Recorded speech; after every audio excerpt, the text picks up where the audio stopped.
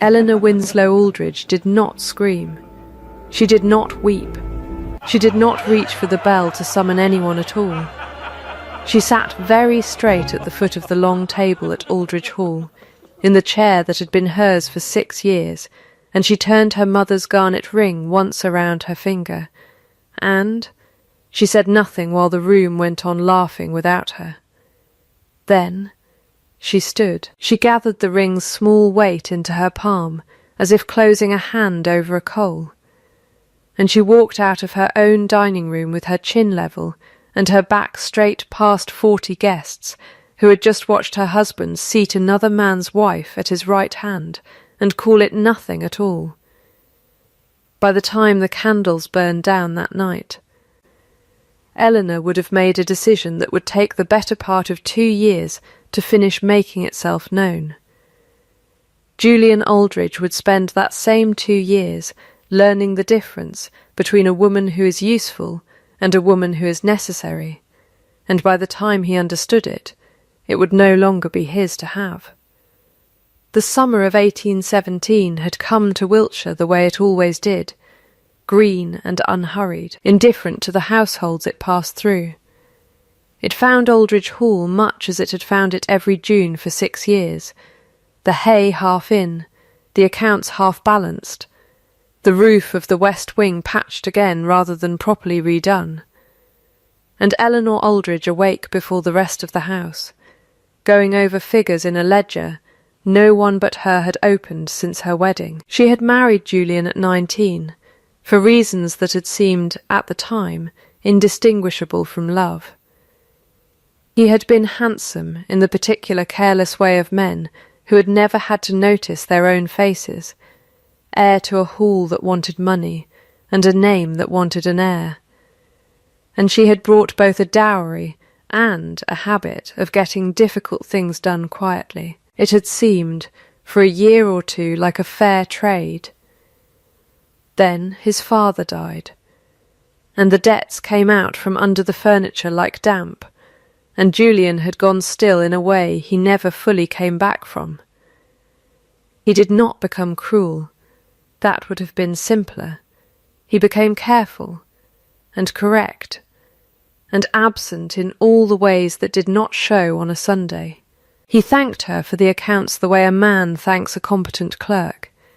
He stopped asking how she had managed something, and started merely noting that it was managed. She learned to read his silences the way she read weather, and she built, without ever deciding to, an entire second self that ran the dairy and the tenant rents, and the seed order and the roof repairs, and asked for nothing in return but to be seen doing it. She was not seen doing it. That was the particular arithmetic of the 6 years. The work compounded, and the noticing did not. It was Mrs. Agatha Pruitt, her late mother's cousin, and the nearest thing Eleanor had to a mother left living, who first said the name Rain in her hearing. Agatha ran her household 2 parishes over, with the efficiency of a woman who had buried 2 husbands and outlasted both their debts, and she did not traffic in gossip so much as intelligence. "Vivienne Rain is come to stay at Combe Park for the summer," Agatha said, over tea Eleanor had not asked for, and did not want but drank anyway, because Agatha poured it whether one wanted it or not. Husband off in the city minding his money, as such men do. "She has taken a very particular interest in your Julian's harvest committee." "He needs the committee," Eleanor said. "The mortgage wants clearing. He needs a wife who is not embarrassed to be seen with him in daylight," Agatha said, "and he has one, and does not appear to know it." She looked at Eleanor over the rim of her cup, the way she had looked at her since Eleanor was 11 and newly motherless and pretending very hard not to be. "Your mother used to say the truth doesn't need help, it only needs time. I have always thought that was patience dressed up as comfort, but I have not yet known it to be wrong." Eleanor did not answer that. She finished the roof estimates instead, and the seed order, and the letter to the bank about the autumn note, and she told herself the way she had told herself for 6 years, that the work was the marriage, and the marriage was the work, and there was no need to go looking for the difference between them. She would not have to go looking. By the end of that August, the difference would come and sit down at her own table, in a gown finer than anything in Eleanor's press, and smile at her the whole length of the meal. The dinner was Julian's idea, though he told the county it was to celebrate the mortgage's first reduction, a thing Eleanor herself had achieved through 11 months of unglamorous arithmetic. He had invited 40 guests. He had ordered the good china brought down. And when Eleanor came downstairs in her one good gown, her mother's ring turned careful and small on her finger, she found the seat beside her husband already occupied. Mrs. Vivian Rain was, Eleanor would think later, exactly the kind of beautiful that costs money to maintain, and looks effortless regardless. She had dark hair dressed high, and a laugh that arrived on cue, and a way of touching a man's sleeve for exactly as long as propriety allowed, and not 1 second more. She sat in Eleanor's chair at Julian's right hand, and when Eleanor reached the table, Julian rose only halfway, said, "There you are," as if she were a parcel that had been delayed, and gestured her to a seat 3 places down, beside the vicar's deaf uncle.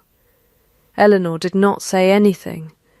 She sat where she was put. She ate what was served.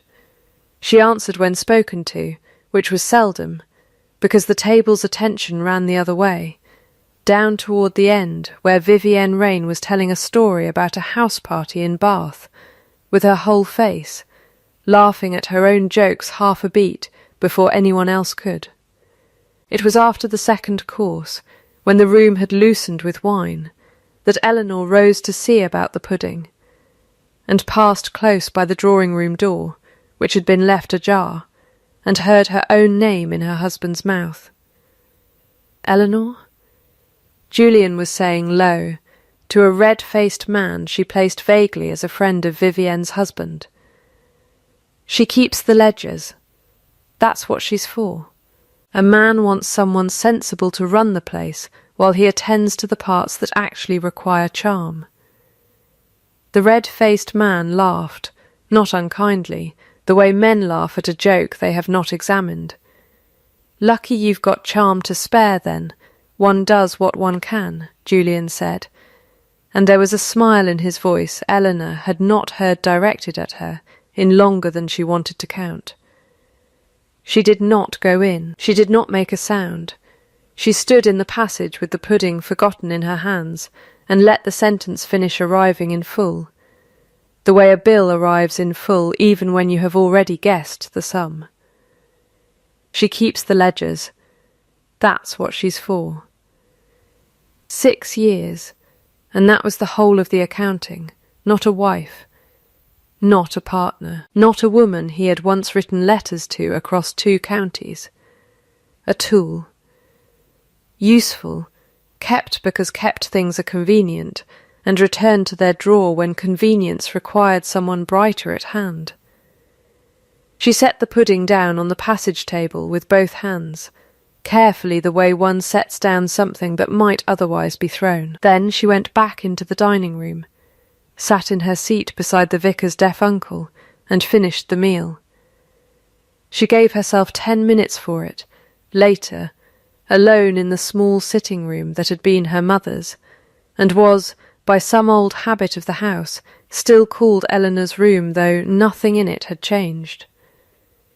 She had learnt the trick of the 10 minutes at 17, the week her own mother died, when her father had needed her steady, and there had been no time to fall apart properly, and she had discovered, almost by accident, that grief obeyed a clock if you were firm enough with it. She set her mother's ring on the table where she could watch it. She counted the minutes by the mantel clock.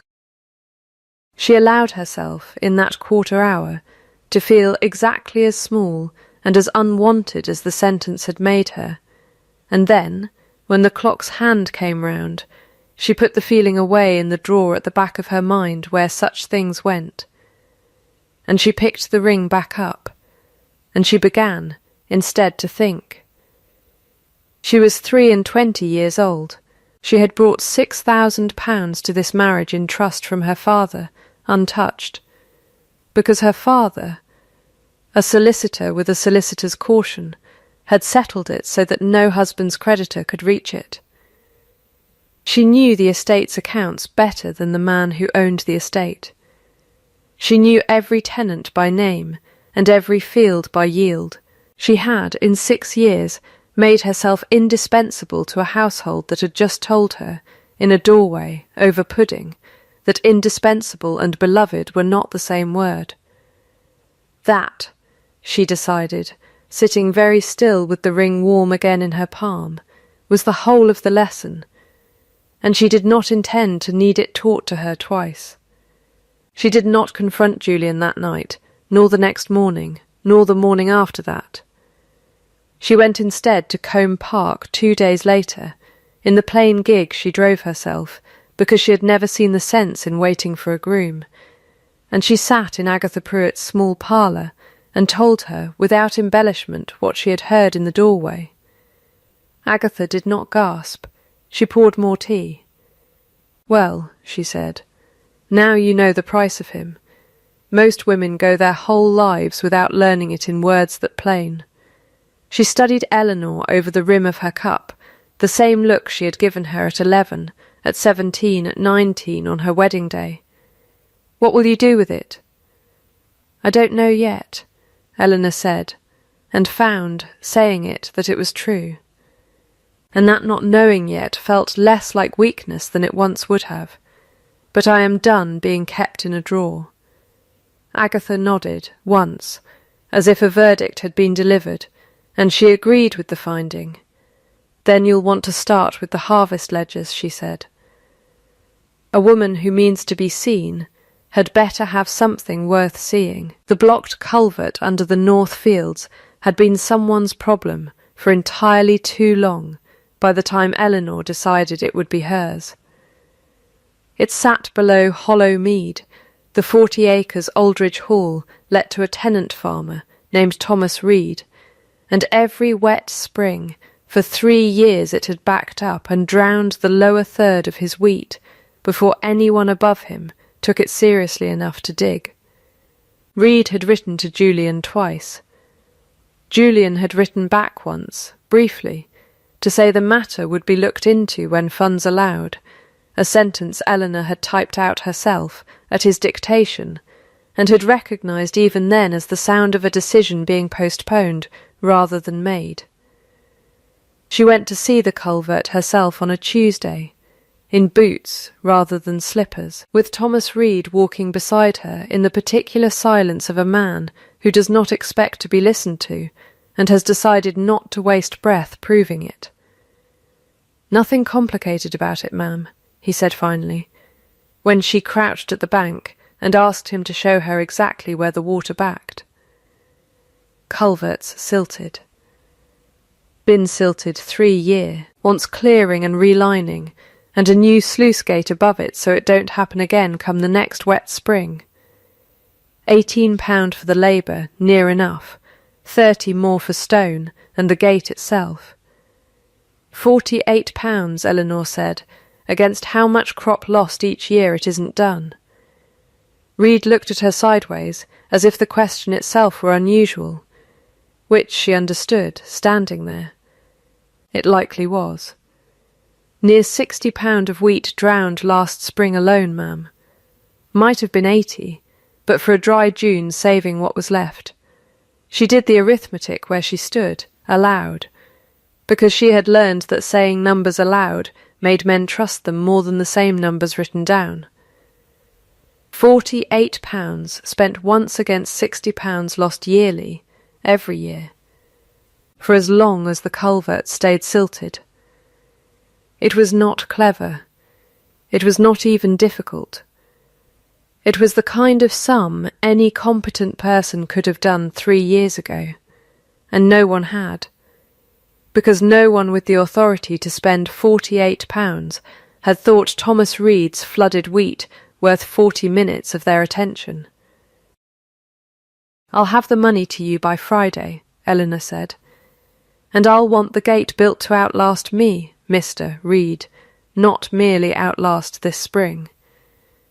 Reed did not smile, she would learn over the following months, that he smiled perhaps twice a year, and both times were for his children, but something in his face unlocked half a degree, the particular loosening of a man deciding, provisionally, that a person might be worth his trust after all. "I'll build it right then," he said. "Ma'am." She paid for it from her own pin money, supplemented without telling anyone, by the sale of a pair of earrings she had never especially liked. The gate went in over 9 days in July. It held through the first hard rain in August, and Hollowmead's lower third, which had drowned 3 years running, stood green and dry, and full of wheat that would come September be worth a good deal more than £48. Word of a flooded field saved travels slowly through a county, and then all at once, the way water itself moves, pooling unseen for a long time, and then finding, all in a rush, the one channel that lets it run downhill to everywhere at once. By the end of August, 2 more tenants had come to Eleanor directly, rather than to Julian, one about a barn roof, and one about a boundary hedge, and both times she had listened, done the sums aloud, and found the money somewhere that was not the estate's already strained account. Julian noticed the barn roof before he noticed anything else, because it was new slate and visible from the drive. "Did you see to that?" he asked her one evening, over a dinner with no guests, in a voice that was not quite surprised, and not quite anything else either. "I did," Eleanor said. "Huh," he said, and there was for perhaps 1 second something in his face that had not been there in a long while, not warmth exactly, but the ghost of an old attention, the ancestor of a compliment he did not quite know how to finish giving. Then he looked back down at his plate, and the moment closed over like water over a stone, and he did not mention it again. It was around that same week that Vivienne Rain, calling at Aldridge Hall on some pretext about a charity subscription, mentioned to Julian, within Eleanor's hearing, but not quite to her, that she understood there was an old debt of the Winslow families, something to do with Eleanor's father's practice, some client's unpaid fee, that a diligent solicitor might still recover, if only someone thought to look into the old papers. She said it lightly, over tea, the way one mentions the weather. Julian said he had never heard of any such debt. Vivienne said, smiling, that she was certain it was nothing, and turned the conversation to the subscription instead. Eleanor said nothing at the time. But she wrote the sentence down that night, in the private ledger she had begun keeping in June, under a heading that said only, "Vivienne Rain. Old debt?" Watch. She did not yet know what it meant. She had learned, however, that a sentence which arrived that lightly, aimed that precisely, was never actually about the weather. The corn merchant's man came to Aldridge Hall in the 2nd week of September, expecting to deal with Julian, and found Eleanor waiting for him in the estate office instead, the harvest ledgers open on the desk between them. "Mr. Aldridge generally leaves the grain contract to me," she said, which was true only since June, and true enough now that it did not require further explanation. "You've offered 9 shillings the bushel. Last year's contract, under the same merchant, was 11. Prices have softened, ma'am," the man said, with the particular smoothness of someone who has said the sentence before and expects it to work again.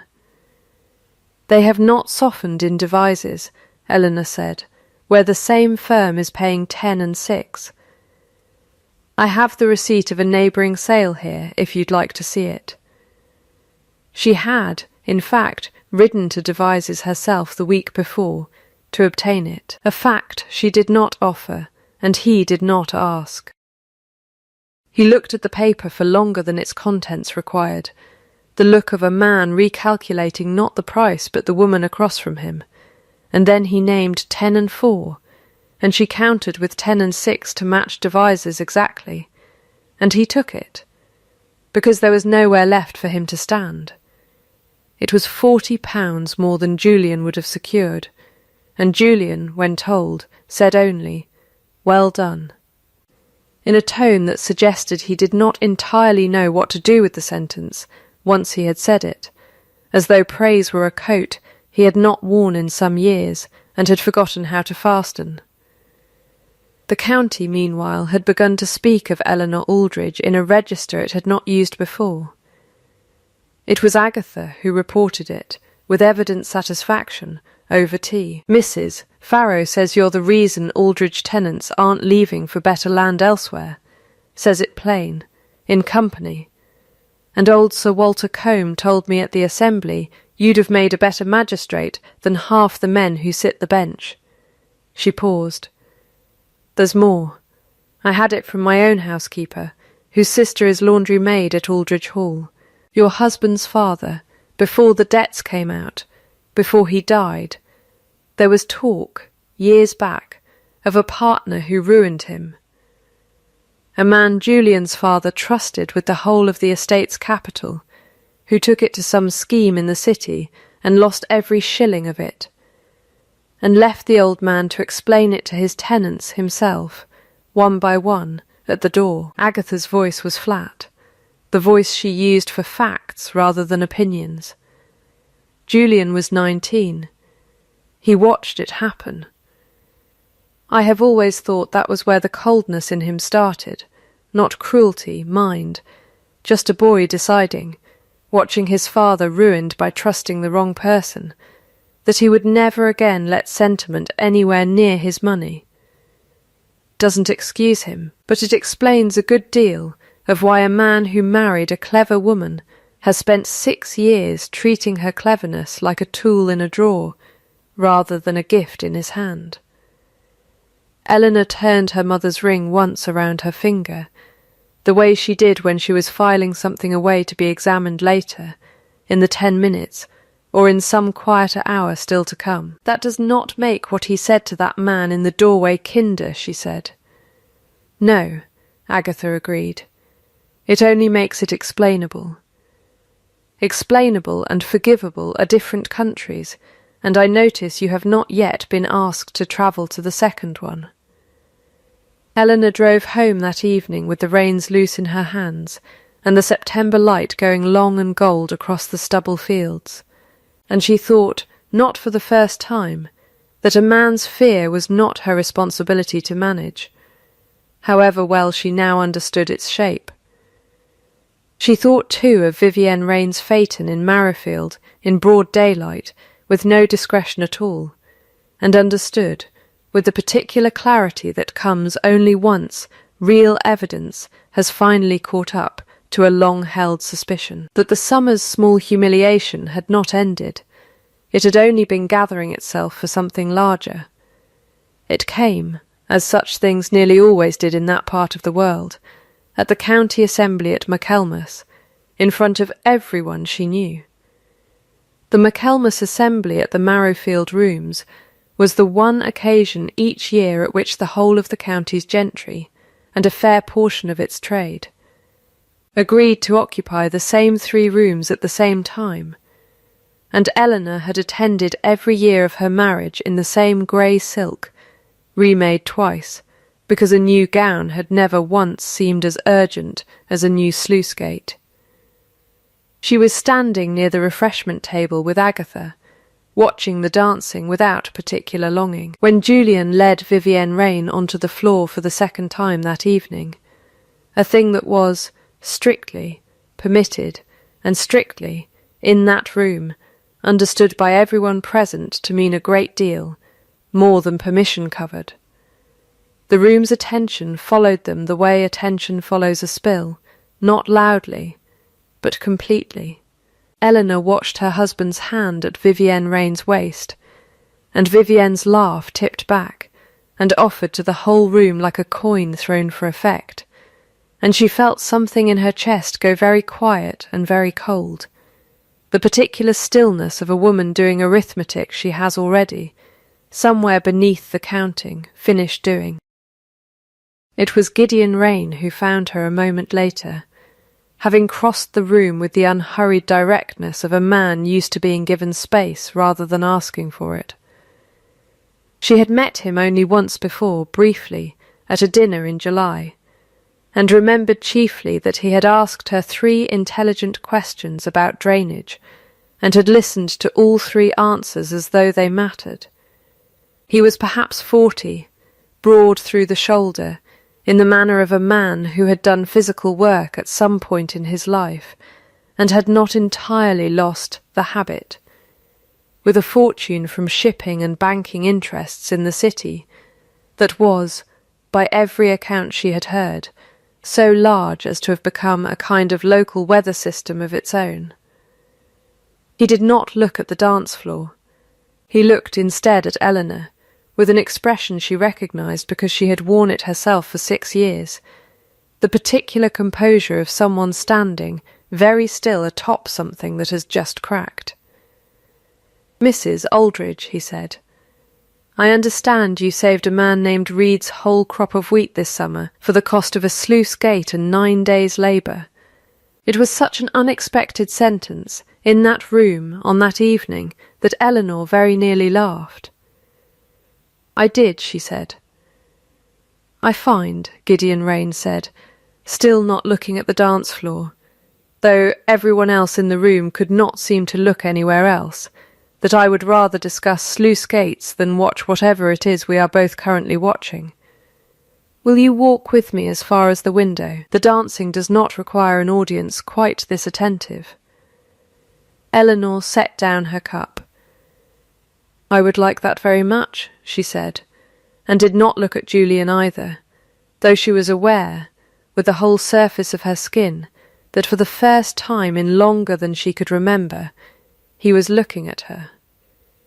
They reached the tall window at the room's far end, where the candlelight thinned and the glass gave back a version of the assembly, gone soft and doubled, and Gideon Rain stood beside her for a long moment without speaking, watching the reflection rather than the room itself. "My wife tells me a great many things," he said finally, quietly, in the flat voice of a man reading a bill of sale rather than a confession. Charitable subscriptions, visits to sick friends, a fondness for the Marrowfield assemblies that has this summer become considerably more frequent than in any of the 6 summers before it. He paused. "I am not a stupid man, Mrs. Aldridge, whatever else tonight may suggest about my judgment. I have simply been, until recently, a very busy one." Eleanor said nothing. It was not her confession to receive, and she had learned, this summer above all others, the value of letting a silence do its own work. "There is a discrepancy in my own accounts," he said, "of some months' standing, that I had put down to a clerk's error. I no longer think it is a clerk's error." He turned, finally, to look at her directly, and there was nothing performed in it, none of the smoothness his wife wore like a second gown. "I think you and I may shortly have a great deal to discuss that has nothing to do with dancing."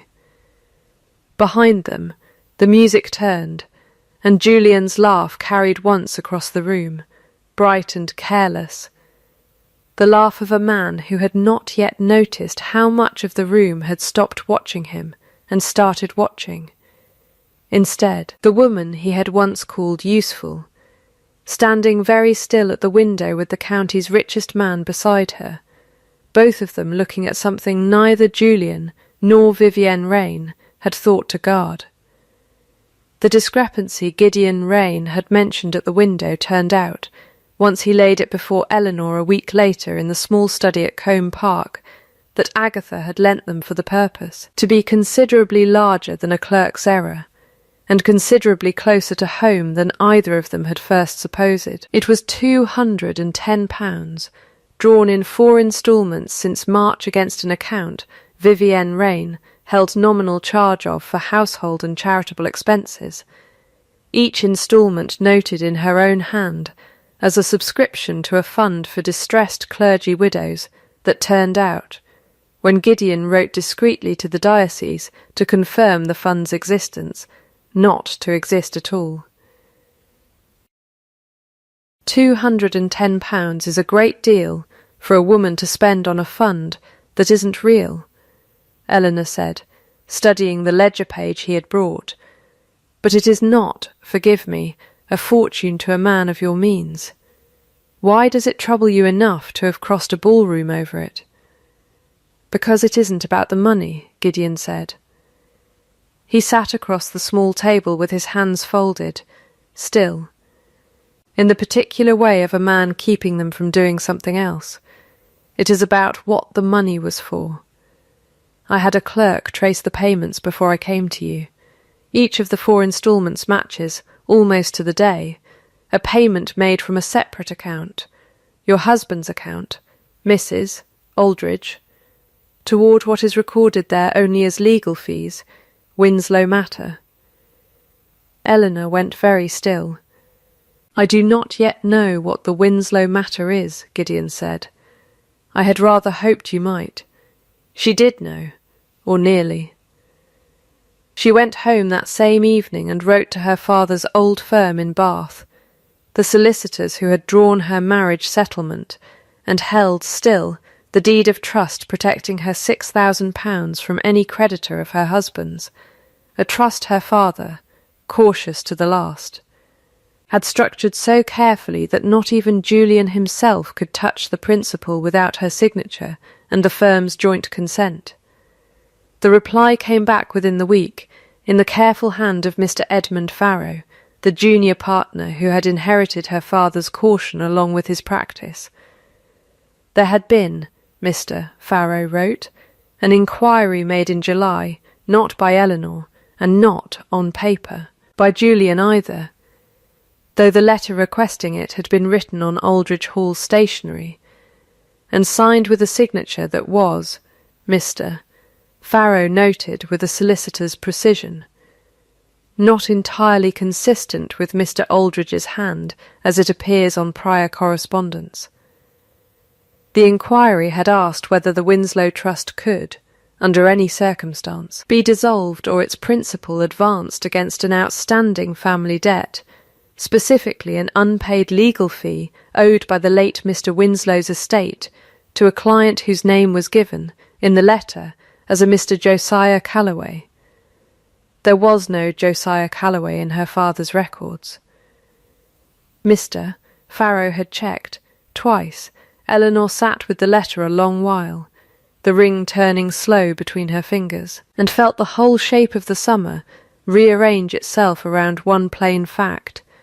Someone had invented a debt, invented a client, and forged, or persuaded Julian to forge, or worse, persuaded Julian to believe was real enough to sign. A request to break open a trust her own dead father had built specifically to survive exactly this kind of hour, and the money drawn from Gideon Rain's household accounts, dressed as charity for widows who did not exist, had gone, if the dates matched, toward the legal costs of trying to open that trust from the outside, while Julian tried to open it from within. Not a debt, a door. Someone had been trying, patiently, all summer, to pry open the one thing her father had left specifically unbreakable, and to use another woman's husband's money to do it. She did not go to Julian first. She went, instead, back to Combe Park, and laid Mr. Farrow's letter beside Gideon's ledger page on the small table, and watched 2 separate paper trails converge into a single, ugly, coherent shape. She is not merely unfaithful, Eleanor said quietly. She is financing it, out of your money, to open my trust, so that whatever is left of my husband's mortgage debt can be cleared with my father's money instead of yours or his, and I expect, once it's cleared, she means for Julian to be a good deal more attractive a prospect than he currently is.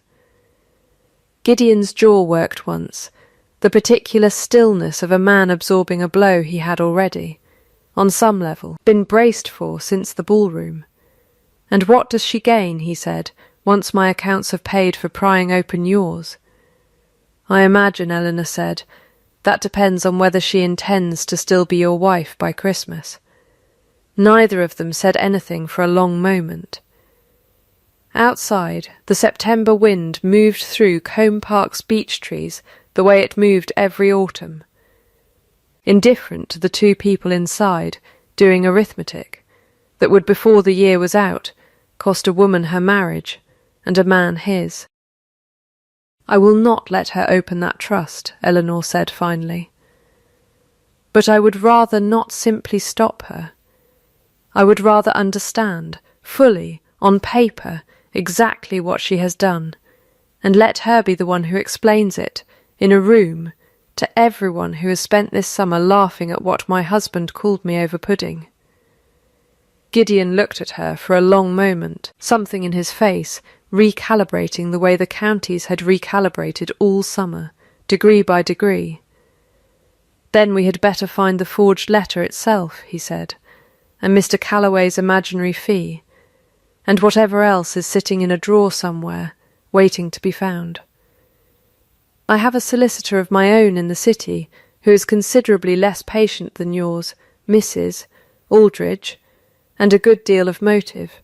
Now, to be thorough. Then we begin Monday, Eleanor said, and for the first time since the doorway in August, something in her chest that had been clenched all summer eased, fractionally, into the shape of a plan. The forged letter surfaced in October, not through any cleverness of Eleanor's, but through the ordinary, unglamorous mechanism of a bank clerk in Devizes, who remembered a face. Mr. Farrow's inquiries had established that the request to dissolve the Winslow Trust had been posted from Devizes, not Marrowfield, on the 11th of July, a Tuesday, the same Tuesday.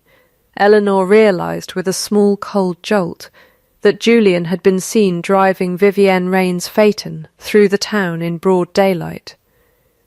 Gideon's city solicitor, a brisk, unsentimental man named Mr. Pratt, who billed by the hour and wasted none of it, went to Devizes himself and showed the bank clerk there a sample of both Julian's hand and Vivienne's, taken discreetly from old correspondence, and asked which more closely matched the signature on the letter. The clerk did not hesitate. Neither, precisely, he said, though it favours the lady's more than the gentleman's, in the loop of the Y. But I recall the transaction itself well enough, sir, because it was the lady who came in with it, not the gentleman. Asked me to hold it for the afternoon post myself, rather than trust it to a servant. He paused. Handsome woman. Not one you forget. It was, Eleanor thought, when Mr. Pratt reported this back to her and Gideon together at Combe Park, very nearly enough on its own, but not quite public enough, and not quite total enough, to do what she required of it.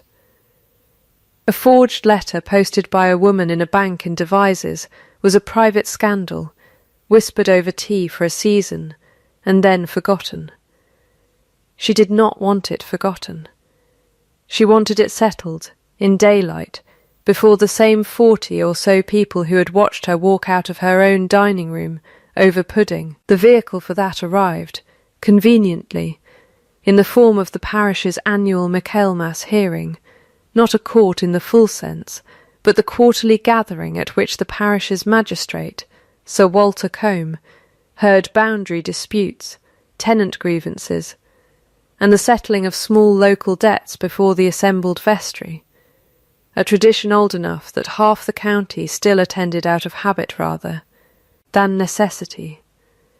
It was, Eleanor understood at once, exactly the room she needed, public, procedural, presided over by a man known for ruling on evidence rather than reputation, and already, by long custom, a place where paper was expected to be produced and read aloud. She wrote to Sir Walter herself, formally, requesting that the hearing's agenda include a matter concerning the disputed status of a trust held by the firm of Farrow and Sons on behalf of the Winslow family, and enclosed for his private review beforehand copies of Mr. Farrow's letter, the bank clerk's sworn statement, and Gideon's ledger page showing the matched payments.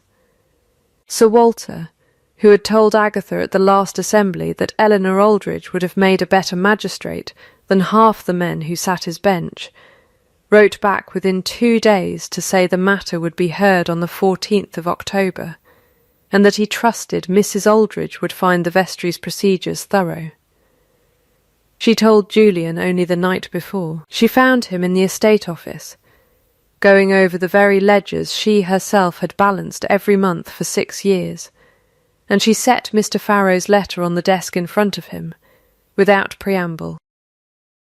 "Someone tried to open my father's trust in July," she said, "using a debt that does not exist, owed to a client who does not exist, and a letter written on your stationery that a bank clerk in Devizes is prepared to swear was not delivered by you." Julian went very white, and then very still, in the particular way of a man watching a floor he had trusted give way beneath him one board at a time. "Eleanor, Sir Walter hears the matter tomorrow," she said. "I would rather you knew tonight than learn it standing in that room with everyone else."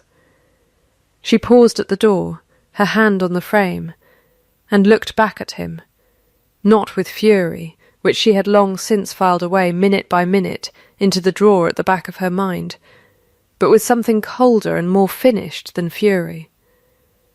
Something closer to a verdict already reached. "You told a man in a doorway that I keep the ledgers. That is what I am for." Her voice did not rise. "Tomorrow, Julian, the ledgers are going to keep you." She closed the door softly behind her, and did not wait to see his face. The vestry hall at Marrowfield was full by 10 the next morning, fuller than Eleanor had ever seen it for a Michaelmas hearing, because word had travelled the way it always travelled in that county, not loudly, but completely, the way water finds every low place at once. Sir Walter Combe sat at the long table at the front, with the parish clerk beside him, and the pews behind held, in rough order of arrival, most of the 40 people who had eaten pudding at Aldridge Hall in August. Eleanor sat near the front with Agatha on one side and, at a small distance that preserved every propriety while making his presence entirely unmistakable, Gideon Rain on the other. Julian sat alone, 3 rows back, his hands folded too tightly for a man who wished to appear composed. Vivienne Rain arrived last, in dark green, and took a seat near the door, close enough to leave quickly, Eleanor thought, if leaving became necessary. Sir Walter called the matter of the Winslow Trust with the flat procedural voice of a man who had heard 1,000 boundary disputes and intended to treat this one no differently, whatever the room's evident appetite for spectacle. "Mrs. Aldridge, you have brought a matter concerning an attempt, in July last, to dissolve a trust held for your benefit. You may state it." Eleanor stood. She did not raise her voice. In July, she said, a letter was sent from Devizes to the firm of Farrow and Sons, on Aldridge Hall stationery, requesting the dissolution of my late father's trust to satisfy a debt owed to a Mr. Josiah Calloway. No such debt exists in my father's records, no such client, so far as Farrow and Sons or I have been able to establish, has ever existed at all. She laid the letter on the table before Sir Walter. I have here the sworn statement of the bank clerk who received and posted that letter, describing the woman who delivered it to him personally, rather than trust it to a servant. She laid the second paper down. "And I have here a ledger, kept by Mr. Gideon Rain, showing 4 payments made from his household accounts across the same months, each recorded as a subscription to a charity for clergy widows that the diocese confirms does not exist. Payments that match, almost to the day, the dates of legal inquiries made on my husband's behalf into breaking that same trust. The room had gone very quiet, the particular quiet of a crowd realizing, all at once, that it was about to witness something it would still be discussing at Christmas. "I do not believe my husband invented Mr. Calloway," Eleanor said. And here, for the first time, she allowed herself to look at Julian directly. "I believe he was persuaded a debt existed, and signed what he was told needed signing, by someone who understood him well enough to know he would rather solve a debt quietly than ask too many questions about where it came from." She turned back to Sir Walter. But the letter itself was not written or delivered by him. It was delivered, by the clerk's own sworn description, by a woman answering precisely to Mrs. Rain's description, on a day my husband is independently known to have been in her company. Every head in the room turned, in the same unhurried, complete way water turns when a stone strikes it, toward Vivienne Rain near the door. She did not run. Eleanor would give her that. Afterward, in the 10 minutes she still permitted herself for such reckonings, Vivienne Rain sat very straight, her chin level, and for one moment she and Eleanor might almost have been mirrors of each other, 2 women who had each spent a summer being underestimated. But where Eleanor had built, Vivienne had borrowed, and the difference showed now in the way her hands, gloved and still, could not quite keep from tightening in her lap. "This is a private family matter dressed up as theatre," Vivienne said, and her voice, for the first time all summer, did not arrive quite on cue. "It is a forged legal document," Sir Walter said mildly, "concerning a trust, presented before a vestry hearing at the trust holder's own request. I am afraid that makes it very much my business, madam, whatever else it may be." It was Thomas Reed who spoke next, unbidden, rising from a bench near the back where he had come. Eleanor understood only then, entirely on his own account, without her having asked. "Begging pardon, Sir Walter," he said, "but I've nothing to do with trusts nor ledgers of that kind. I only know Mrs. Aldridge herself paid for the sluice gate at Hollow Mead out of her own pin money this summer, when her husband hadn't the ready cash to spare for it, and sold her own earrings to make up the difference. A woman minding her tenants' flooded fields on her own coin isn't a woman scheming to break open a trust for want of money, Sir Walter. She's the only one in this room who's shown she doesn't need to." A murmur went through the pews, not loud, never loud, but complete, the particular sound of a county's opinion finishing a turn it had been making all summer. Sir Walter allowed it a moment before he raised one hand, and the room quieted. "Mrs. Rain," he said, "have you anything to say regarding the delivery of this letter to the bank at Devizes on the 11th of July?" Vivienne Rainey looked for one long moment at Julian, who did not look back at her, and then at Gideon, whose face gave her nothing at all, and then, finally, at Eleanor, and something behind her composure, not the composure itself, but whatever had been propping it up all summer, visibly went out, like a candle starved rather than blown. "I delivered a letter," she said at last, very quietly. "I do not deny it was mine to deliver." Sir Walter made a note. "Then the trust stands undissolved and unmolested," he said, "as it was always going to, given the settlement's own terms, which I have reviewed and find sound. Whatever further matters arise from this admission between the parties concerned are, I think, rather beyond a Michaelmas hearing's authority to settle. But the letter itself and its author are now a matter of parish record. He looked up, over his spectacles, at the room rather than at any one person in it. I would remind everyone present that a forged signature is not a small matter, merely because no money was ultimately lost. It very nearly was. It was prevented only because a trust was built carefully enough, some years ago, by a father who did not live to see it tested, and because his daughter kept her own records well enough to notice the attempt at all. He closed the folder. The hearing moved on to a boundary dispute concerning a hedge 2 farms over, and the room's attention did not. Eleanor did not look at Julian as she gathered her papers. She did not need to. She could feel, without looking, the particular weight of 40 people no longer laughing, and for the first time in longer than she could reasonably count, it did not feel like a burden at all. Gideon Rain did not have his own accounting to give in front of the vestry. His wife's borrowing of his money was, as Sir Walter had said, beyond a parish hearing's authority.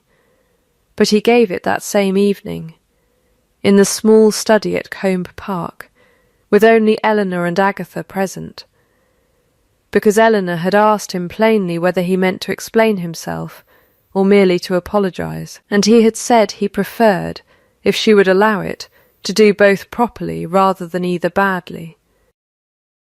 "I married Vivienne 8 years ago," he said, "for reasons that were, on my side at least, closer to arithmetic than affection, a sensible match between 2 families who understood commerce. I do not say that to excuse what came after. I say it because I have spent this autumn realizing that a marriage begun as arithmetic tends to stay arithmetic on both sides. Unless someone troubles to make it something else, and I never troubled." He turned his hat once in his hands, the small unconscious gesture of a man who had, Eleanor thought, very few nervous habits and had just discovered one. "I was away a great deal. Trade does not run itself, and I let it run me instead, and told myself that providing generously for a marriage was the same as attending to it. It is not. I understand that a good deal more clearly now than I did in July. That is an explanation," Eleanor said. "It is not yet an apology." "No," Gideon agreed. "The apology is this. I am sorry that my absence made it easy for her to look elsewhere, and easier still for her to spend my money doing it, and I am sorry that the first time I truly saw you, not the running of an estate, which I admired within a week of hearing of it, but you, specifically unhappy in a room full of people who did not deserve your composure. I saw it because my own house was already on fire, and yours had just caught the same spark." He looked at her directly. "I do not ask you to feel anything about that tonight. I ask only that you allow me to be useful to you in whatever comes next. Not because you require rescuing, Mrs. Aldridge, you have made amply clear this autumn that you do not, but because I find I would like to be, and have not felt that particular wish in some years." Eleanor considered him for a long moment, turning her mother's ring once around her finger. "Useful," she said, "is a word I have grown careful of this year. Missa Rain, then I withdraw it," he said, without hesitation, "and offer instead only this. I would like to know you better, on whatever terms you find fair, once both our households have finished being untangled. I am not asking for anything tonight beyond your permission to ask again, properly, when it is not indecent to do so." "That," Agatha said from her chair by the fire, not looking up from her needlework, "is the first sensible thing either of you has said all evening." Eleanor found, to her own mild surprise, that she was very nearly smiling. Julian's own accounting came 4 days later in the estate office at Aldridge Hall, where Eleanor had asked him to meet her because it was, she had decided, the one room in the house that had always been more honestly hers than his. "I did not know Calloway didn't exist," he said, without preamble, standing rather than sitting. his hands loose at his sides, in a way that looked, for once, less like carelessness than genuine helplessness.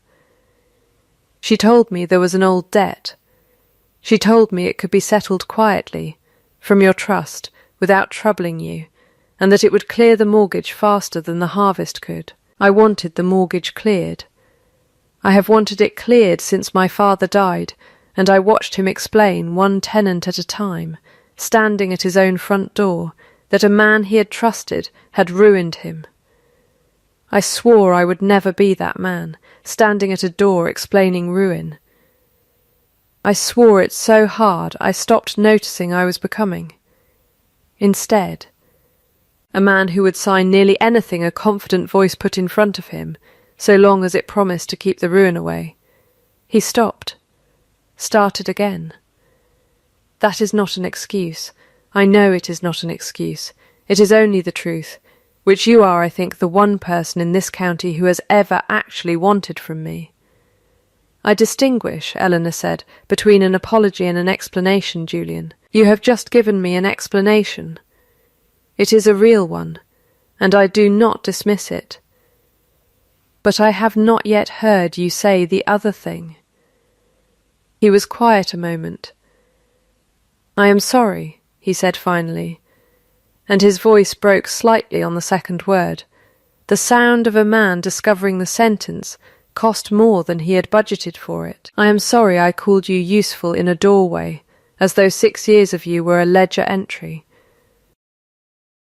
I am sorry it took losing the county's good opinion of me to notice I had already lost yours, some years before that, and never troubled to ask when. He looked at her. I do not expect you to want me back. I would like, if it is not presumptuous, to know what you do want, so that I might at least stop guessing wrong about you as a final courtesy. Eleanor had in fact spent the 4 days since the hearing writing the answer to that question, in the same private ledger where she had once written Vivienne Rain. Old debt? Watch? And she recited it now the way she recited any accounting, plainly, without ornament. I want the trust left exactly as my father built it, untouched, for the rest of my life, she said. I want the estate's accounts kept in both our names from this day, not merely managed by me and signed by you. I want Thomas Reed's wages, and every tenant's, reviewed and raised to a fair rate by Michaelmas next, as proof this house's economy runs on more than what it can extract from people too poor to argue. I want it understood, publicly, that whatever separation the law allows us, I remain mistress of this house's daily governance for as long as I choose to be, regardless of what becomes of the marriage itself.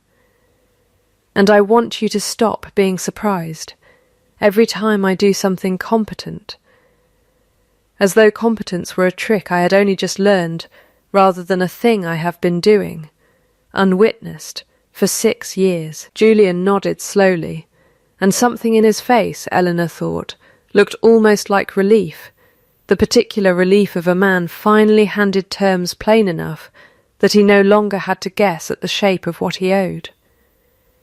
"All right," he said. "All right, then," Eleanor said, and that, for the present, was the whole of the treaty between them. Autumn gave way to a wary winter, and the wariness, slowly, gave way to something that resembled ordinary days. Eleanor did not return to Julian's bed, nor to the pretence of a marriage neither of them any longer had the heart to perform for the county's benefit. A formal deed of separation was drawn by Mr. Farrow before Christmas, generous to Eleanor by any measure, and Julian signed it without argument, in the same estate office, at the same desk, with a steadiness that suggested he had finally stopped fighting the accounting, and started, instead, paying it. Vivienne Rain left the county before the first snow, for a sister's house in the north, and was not spoken of again in any voice Eleanor troubled to listen to. Gideon settled matters with his own solicitors quietly and without cruelty, providing for her separately, dignified in exile rather than punished in public. which was, Eleanor thought, exactly the mercy a man who had once loved her, however badly, could still afford to grant. What grew instead, through that winter and into the spring that followed, was smaller than a courtship, and larger than mere acquaintance. Gideon Rain came to Aldridge Hall first about drainage, a genuine question, about whether Hollowmead's sluicegate design might answer for flooding on one of his own tenanted farms 2 counties over, and stayed to tea, and came again the following week about nothing in particular, and by February had fallen into the habit of arriving on Thursdays with no pretext offered at all, simply the plain statement that he had found himself in the neighbourhood and wondered whether she was at leisure. She noticed, because she had spent a lifetime noticing what other people missed, the particular accumulation of it, the chair he began, without remark, to move beside hers rather than across from her. The tea he learned, by March, to pour for her unasked, exactly as she liked it, having watched her make it for herself perhaps 4 times. The ledger of his own northern properties he began, by April, to bring and lay open beside hers, not to impress her with the scale of it, but because he had discovered, he admitted once, that he thought more clearly with her opinion in the room. None of it, on its own, meant anything at all. All of it, together, meant everything, and Eleanor found she no longer distrusted a thing simply because it accumulated slowly. There was one relapse, in May, that she noted and did not let pass. Gideon, hearing that a tenant dispute had arisen on one of his own farms, rode out and settled it himself in a single afternoon, without troubling to send word or ask her thoughts, exactly as he would have done a year earlier, before he had learned any better habit. He told her of it proudly that evening, expecting praise, and found instead that she set down her cup with both hands, carefully, and looked at him steadily. "You did not ask me," she said, "not because you needed my permission. Because you have spent 6 years training yourself to solve things alone and tell people after. And I would like to know whether that is a fixed part of you, or a habit you are willing to unlearn a second time. For me specifically." He was quiet a long moment, and she watched him do visibly the work of not defending himself. "It is a habit," he said finally. "I will do better. Not because you have asked it once, but because I intend to keep asking myself the same question long after you have stopped needing to ask it for me." He did do better. By June he had begun, without prompting, to write her first about any decision touching land she knew. And she found, turning her mother's ring one evening on the terrace, while he read aloud some dry clause from a lease he wanted her opinion of, that she had stopped counting the minutes she allowed herself for anything at all. Because there was, increasingly, nothing left in her days that required rationing. It was on a Thursday in late June, on that same terrace, with the light going long and gold the way it had the September evening she'd driven home from Combe Park, doing arithmetic on her own worth, that Gideon Rain set down the lease entirely and turned to her instead. "I have spent the better part of a year," he said, "learning the difference between being useful to a house and being wanted in it. I find I would like, for the whole of whatever life remains to me, to be the second thing to you, and never again mistaken for the first." He paused, and there was for once nothing smooth in his voice at all, only plainness. "I would choose you, Eleanor.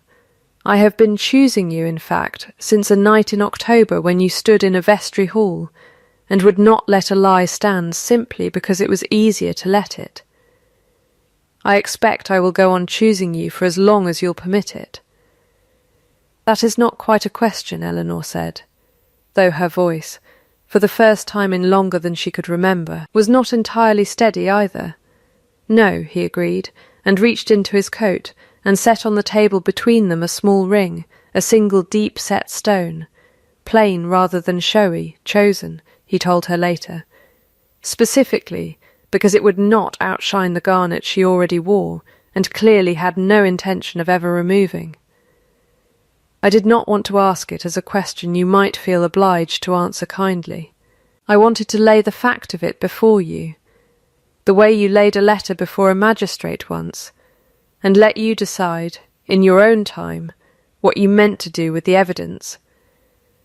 Eleanor looked at the ring a long moment, and then at her mother's garnet, small and plain and permanent on her other hand, and thought of a doorway in August, and a sentence that had once tried to make the whole of her worth fit inside 4 words. She keeps the ledgers. That's what she's for. She keeps a great deal more than ledgers, she said aloud, half to herself, and Gideon, watching her, answered it anyway, quietly, as though he had been waiting a year for the chance. She keeps everything upright, he said.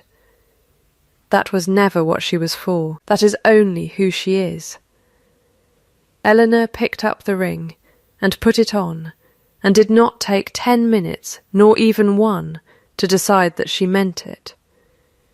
2 years later, Aldridge Hall's roof was entirely sound. Its tenants paid a rate that Thomas Reed himself had helped set at a second, friendlier hearing, and Hollowmead's sluice gate, still holding, had become the pattern for 3 other farms across 2 counties.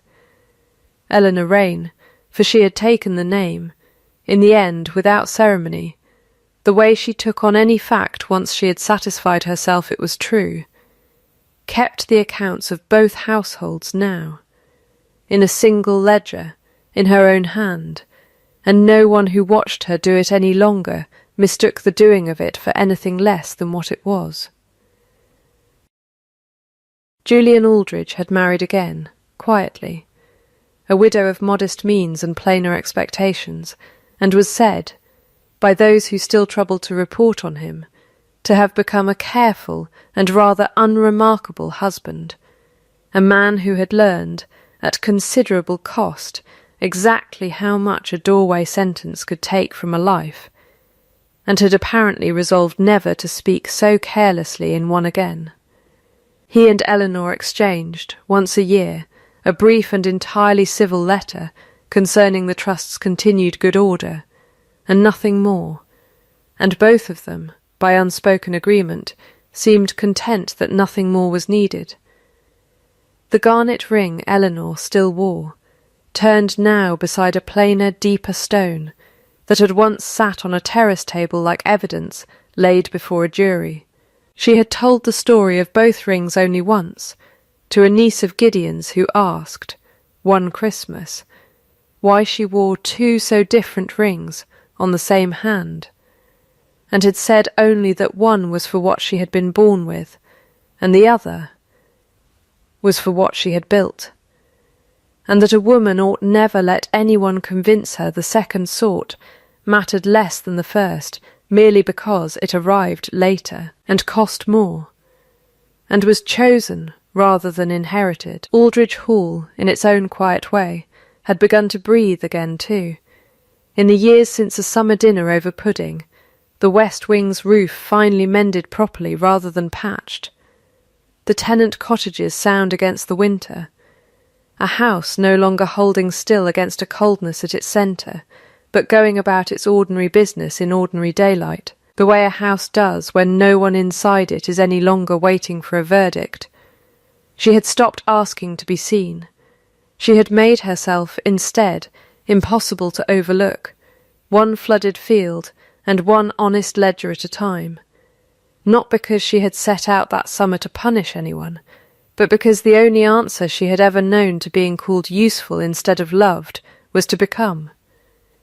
Patiently and without a single raised voice, undeniable, not because she needed the county's good opinion, though she had it, not because she needed a second husband's ring, though she wore it gladly, but because a woman who has once been classified as an asset owes it to herself, and to no one else, to become the kind of asset no honest accounting can ever again mistake for anything less than everything. That was not a thing that could be taken from her twice.